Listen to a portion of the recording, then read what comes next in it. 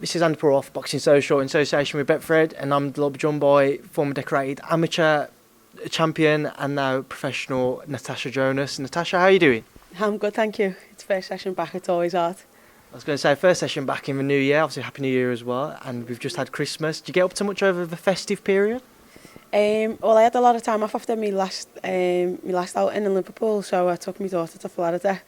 And yeah, that didn't help the pounds that you gain in America and then coming back, and it's Christmas as well on top of that. So I've got a few more pounds to get off. Well, you're looking in good shape now. How are you finding being back in the gym ahead of what I'm assuming will be a busy and active 2020 for yourself? Yeah, definitely. I've got lots of plans. Been talking with the management and with Joe, and we've got a clear scheme where we want to go, and we're just waiting on a few results, and then we'll go and get there ourselves. But what was that for? What the question was? It wasn't really a question. You were just me saying that I expected busy 2020 for yourself. But what are the plans? What have you had the initial discussions with Joe, with and Eddie and Matchroom, etc.? What have you outlines for 2020? Yeah, it's just to keep me active and to get titles. I came back from being retired to be the best that I can be and be a world champion in professional boxing, and that's what I want to do. I had a really bad loss, which I've dusted that off. I've got over it, and I think I'm better than the opponents that I have been boxing, and I want to step up and want to push on.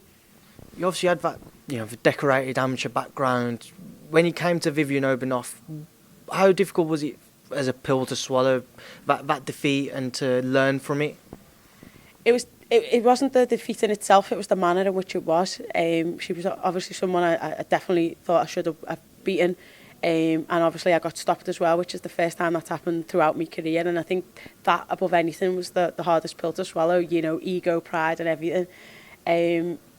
But, as I say, it's something you have to get over it, and you have to stop feeling emotionally about it and just learn from it and make it a lesson. And, I've promised myself that won't happen again. What have you learned from that fight, though? What have been the biggest learning points that you've been able to take from it? It's easy doing stuff in the gym, but it's not.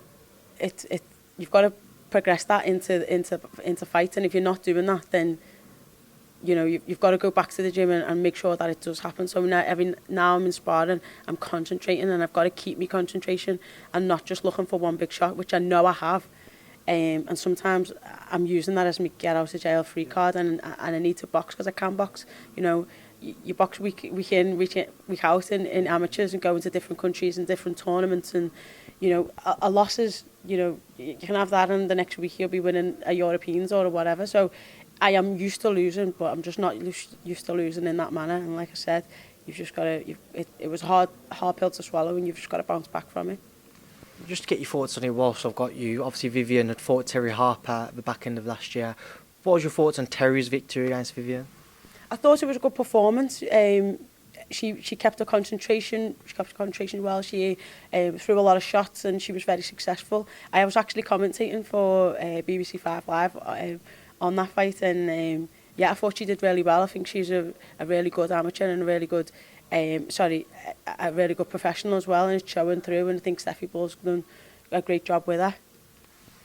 You've obviously had a few fights as well since that Obenauf defeat.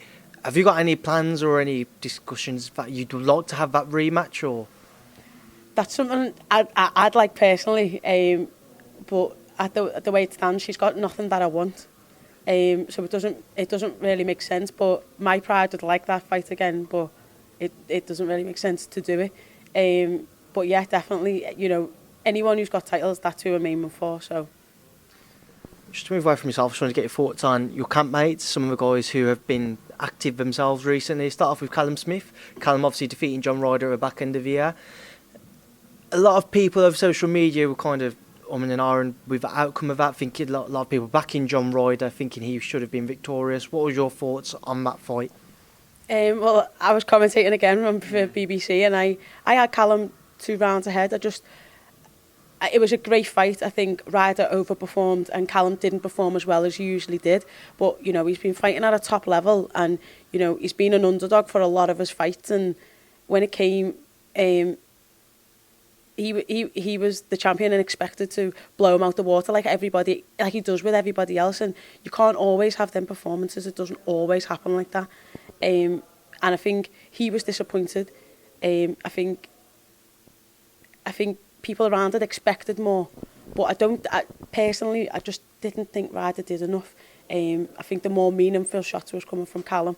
And yeah, as I say, I had him two rounds ahead. I think people were a bit angry over the score, because the 117 one, is it? Yeah, I think, I mean, you know, that's far beyond what anyone else thought it was. But there was a couple of rounds that gone either way, and I thought Callum did enough in some of them. There's obviously a lot of talk of a minute as to who we'll be facing next. Canelo's one of his names, Billy Joe Saunders. In your opinion, how do you see it kind of playing out? Do you think the Canelo fight's a possibility? I'd love to see him fight Canelo, and I'd love to see it to be in somewhere like Anfield. I think, you know, for the people of Liverpool to have one of their own stars and a world superstar in the sport, I think they would embrace that. We embrace boxing anyway, and we get behind our own, but I think that's something the city and the country would love to see. Callum is I don't know what to say, what the word I'm looking for is. He's not right for the weight. Like, you look at him and you think, how does he make that weight? But he honestly doesn't struggle. And I just think he causes all types of problems for Canelo. Saunders is a little bit different because Saunders is a southpaw and he's a little bit more awkward. But he's definitely got the beatings of both of them. I don't think, you know, Callum didn't perform as good as he could in his last fight. I don't think Saunders did in his last fight, so people are saying that's a better match. But, you know, as far as, you know, prestige goes, I think it's Canelo that everybody will love to see.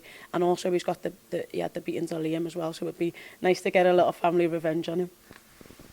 On to Jose Burton, up at light heavyweight, but Callum may move to at some point in his career. What is the thoughts with regards to his golden contract victory last time out and the tournament itself? How do you kind of see his future playing out in that? I didn't get to watch the. I have since watched it since I came back. I was going to say, does Jose know? No, because I was in America at the time. I obviously seen the results, but you can't get like Sky and stuff when you're out there. So I couldn't see it till I got home. But you know, what I'm saying is we see that in the gym all the time, and sometimes he doesn't always display it. And like same with myself. So the stuff I do in the gym, but you've got to get that out into a match, and he done that in the fight, and that's the Jose we see all the time, but he doesn't always do it out there. But it was a brilliant fight, and I'm made up for him because he needed that confidence boost. Is that kind of, in your opinion, either cemented his place as the favourite, or is he now the favourite in your opinion? How do you see he's standing in the remaining candidates? Oh, I think from the minute the tournament was announced, in my opinion, he was always one of the best in there, and that performance just like cemented that. And I think, you know, he's going to go in with being one of the favourites to win it, and I think rightly so. And obviously next Sunday, Sam Hyde faces Dion Dreamer for the English Cruiserweight title, which is also a final eliminator for the British Cruiserweight title. How's Sam been looking in camp? Yeah, again, you know, pure dedication. He's been in on Christmas Day, he's been on New Year's Day, and you know, that's the behind the scenes stuff that people don't see. He's worked hard. He's improved a lot since he's come to Joe, and yeah, he's just. I think he was really unlucky in the Riakporhe fight. Anyway, I had him leading by a fair few rounds, and it was just unfortunate what happened. But that's boxing. Finally, just a couple of quick thoughts. I just wanted to get your thoughts on before I do let you shoot off, because I know two of them have just walked in behind us now. At the back end of last year, Anthony Joshua defeated Andy Ruiz in Saudi Arabia to reclaim the unified world heavyweight titles. What are your thoughts on his performance and his victory? People, it's very fickle sometimes, the boxing world. I mean, if you keep your concentration and do what you're told, which was, everyone knew what his game plan was going to be, and he had to stick to that for 12 rounds. And yet Ruiz didn't come in great, and he didn't put up what he showed last time. But Josh did what he needed to do, and people knew that, but still slated him anyway. It's like you can't win sometimes. But I thought that was a great performance, a great concentration, and he executed the plan to perfection.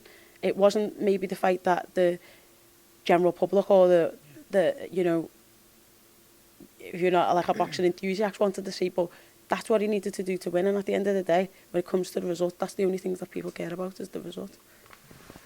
And finally, in about 6 weeks' time, Wilder Fury 2 out in Las Vegas. What are your thoughts on that one, Natasha? Oh, I was one of the very few people that actually had a draw last time. That must not have sat well with Jose. No. I like when I counted actually the rounds that I'd give and plus the knockdowns, I was one of very few that had it drawing. But you know, take away the knockdowns, Fury won the round. He always does enough to win the rounds. You know, he spoils you. He doesn't let you do what you're good at. And Wilder just waits and waits and waits for that one shot because he knows that once it lands, it does hurt people. But what he didn't expect was him to get back up. And I don't. Ortiz again. I thought Ortiz was winning the fight again, but you know, you get caught with that backhand, you don't get up, and you know Tyson's obviously going to be a bit more wary of it this time, but I think he can win easier than before. Well, Natasha, I appreciate your time now. I know everybody's coming to queue up to jump in the hot seat, but I appreciate you giving up your time now, and I'll let you shoot off. Thank you for speaking to myself and Boxing Social. Cheers, thank you.